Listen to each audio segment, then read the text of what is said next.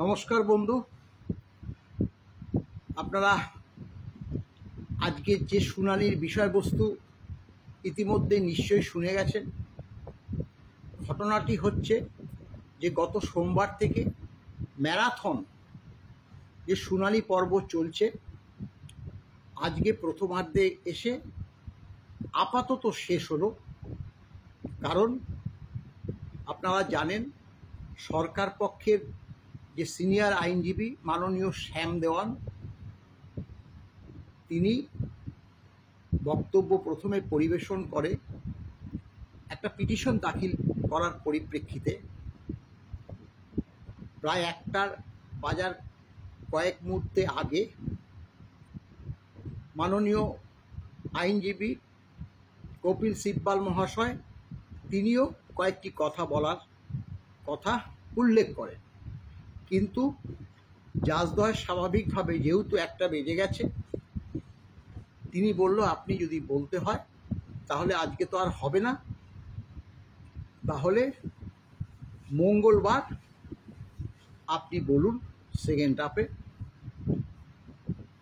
সেই পরিপ্রেক্ষিতে আমাদের আইনজীবীদেরকেও জিজ্ঞাসা করলো, আমাদের আইনজীবীরাও মেনে নিয়ে আগামী যে মঙ্গলবার সেই শুনানির তারিখে রাজি হল। দেখুন, ঘটনাটা হচ্ছে, আমরা confederation of state government employees এই ডিএ মামলা যে প্রথম থেকে করে এসছি, আমাদের দায়িত্ব সর্বাধিক। আমরা তো আপনাদেরকে কথাই দিয়েছি যে এই ডিএ মামলার আমরা শেষ দেখে ছাড়ব।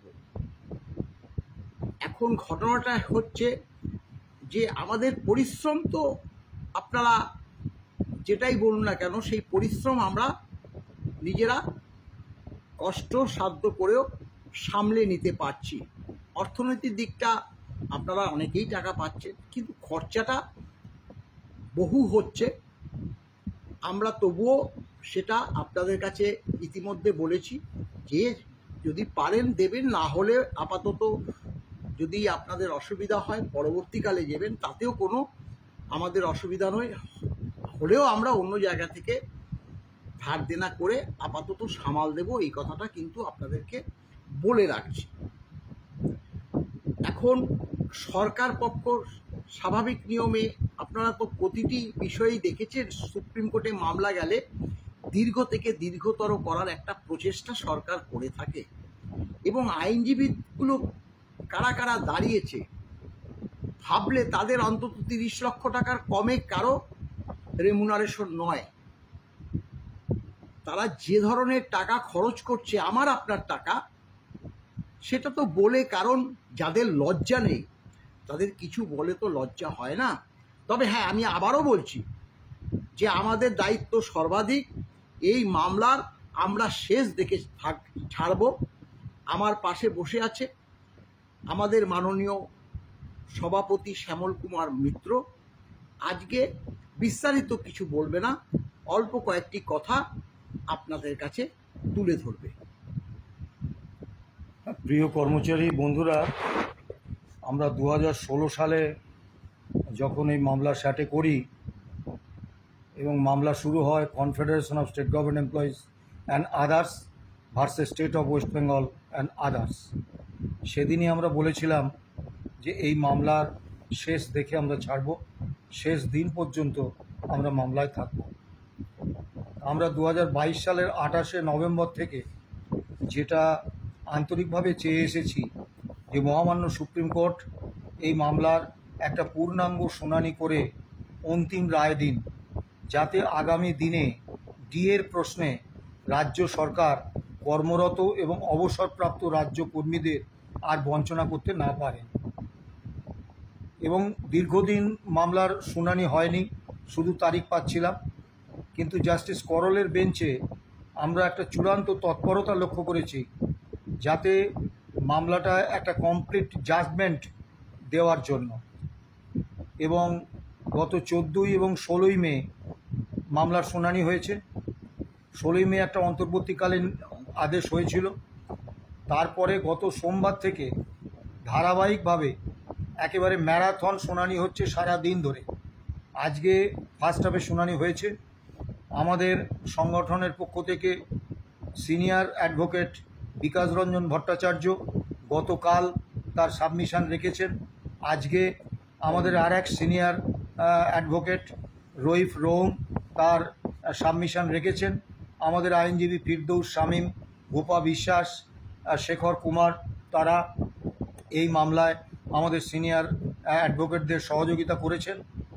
এবং আজকে সরকার পক্ষ আরেকটি নতুন পিটিশন দিয়েছেন, যার ফলে আজকে এই মামলাটি শুনানি শেষ হয়ে যাওয়ার একটা আশা আমরা করেছিলাম, কিন্তু নতুন পিটিশন দাখিল হওয়ার পরে সেইটা নিয়ে বিস্তারিত আলোচনা হবে।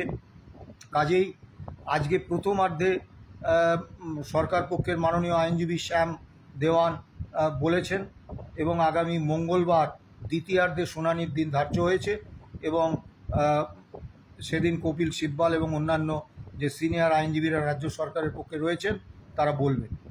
সরকার পক্ষ যে মামলাটাকে দীর্ঘায়িত করতে চাইবে এবং এতদিন চেয়ে এসেছে এটা আমরা জানি।